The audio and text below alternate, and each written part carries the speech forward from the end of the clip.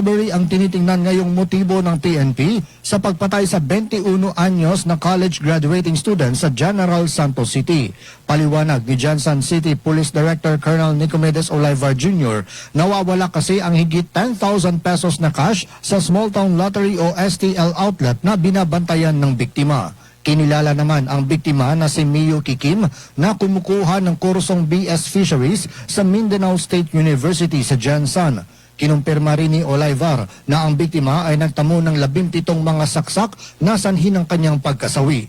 Ayon pa sa police official, maaring namatay ito dakong alas 9 hanggang alas 10 ng gabi kamakalawa. Sinabi ni Olivar na nakita ang wala ng buhay na katawan nito dakong alas 9 na ng umaga kahapon. Ayon kay Olivar, ang biktima ay nag-iisa lang nang pasukin ng salarin sa kanilang bahay sa barangay Apopong. Dagdag ni Olivar, may pinuntahan kasi ang kanyang mga magulang na umaga na nakauwi. Sinabi pa ni Olivar na maliban sa mga saksi, mayroon na ring persons of interest sa insidente ang PNP. Naroon tayo mga persons of interest to atong interview. Naroon tayo mga witnesses na tutukan gini sa atong session commander dito, sa investigators, mga intel para tigag-justisya ayon sa ang hitabo. Si Jansan City Police Director Colonel Nicomedes Olivar Jr. John Shonosa, NDBC, Bida Balita.